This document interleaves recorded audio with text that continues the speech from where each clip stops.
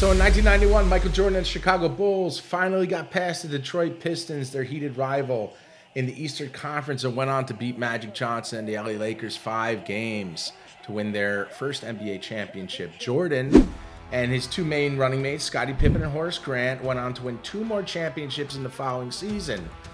Those were defeating the Portland Trailblazers in 1992, and then topping league MVP Charles Barkley and the Phoenix Suns in 1993 to complete the three-peat.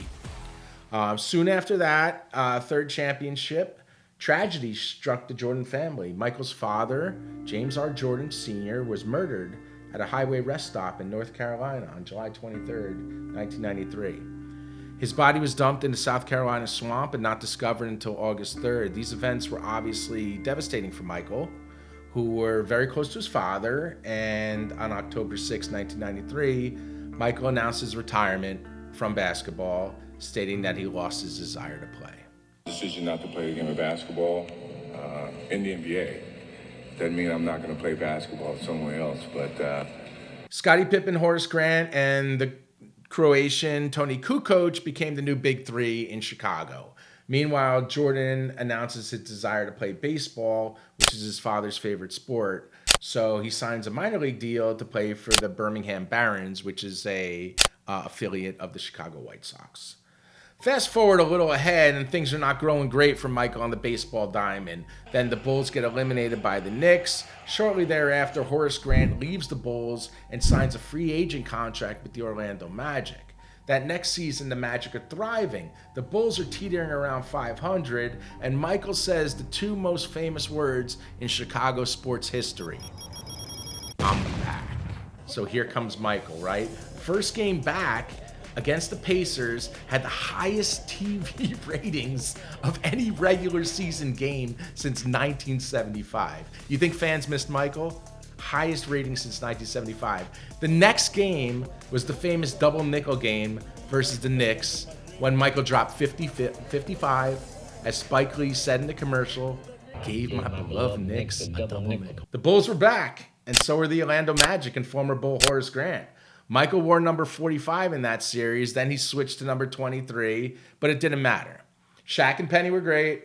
Horace was a difference maker. The Magic eliminate the Bulls and move on to the championship round. It was very, very odd for basketball fans to see Michael Jordan eliminated. Michael Jordan, when he was playing basketball, didn't lose a series in about 5 years. To see him eliminated by the Orlando Magic was pretty shocking. They knew that the loss of Horace Grant in free agency was costly. The reality was they lacked muscle. And they were weak under the boards, and they were determined to improve in that area in the offseason.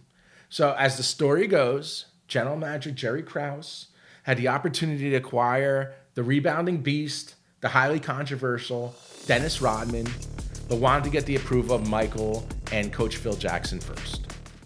So Dennis Rodman, as we know, long career, was a key component in those back-to-back championship Detroit Piston teams that were a thorn in Michael's side. They had fierce battles with Michael and the Bulls for years. After several all-star teams, all defensive teams, rebounding crowns, Dennis eventually wore out his welcome in Detroit. It started with the departure of Chuck Daly, and then that, triggered something in Dennis, and he was out, and they shipped him to San Antonio in 1993. His wild antics continued. Many tattoos, wild hairstyles, questionable off-the-court choices, and the Spurs realized he wasn't a fit for their organization, just wasn't a fit alongside David Robinson. So the Bulls were willing to roll the dice. They believed that they had the winning culture that Dennis would thrive in, and they had Michael.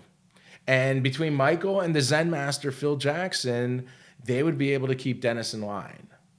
Well, they were right, sort of. Nobody could really keep Dennis in line. But Dennis's antics continued, but he proved to be the best rebounder in the league once again, an all-defensive player, and the enforcer that they needed to get over the top.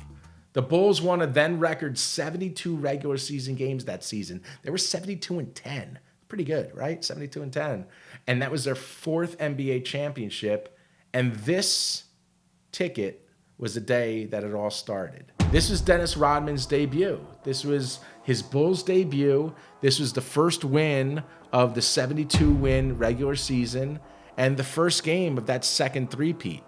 So Rodman had a modest 11 rebounds in that game. Jordan, does his thing with the scoring, but he was introduced to the Chicago crowd that day, and with a tremendous ovation, and he did his thing. He worked it out. Cool ticket. Any kind of 1990s Chicago Bulls ticket, that had Michael playing in the game is really cool, really collectible. So here's one with the Chicago Bulls logo on it. On the bottom, it says 30 years in running. They were playing the Charlotte Hornets on this day, on November 3rd, 1995. Dennis Rodman signs in blue. You can't really decipher that it's a Dennis Rodman signature. It's Dennis just has sloppy autograph. It's a little messy.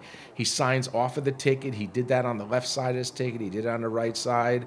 But he wrote Bulls debut right over the bull, right there on the bottom between the three X's.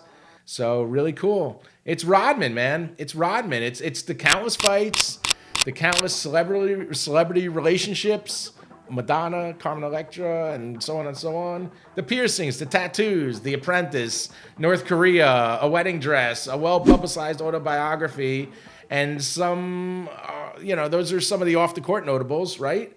But more importantly, 5-time NBA champion, 7-time all-defensive first team, 7-time rebounding champion, and a member of the 75th anniversary team, the NBA's 75th team. Number 10, retired by the Detroit Pistons. And in 2011, a well-deserved election into the Basketball Hall of Fame. A true original, Dennis Rodman.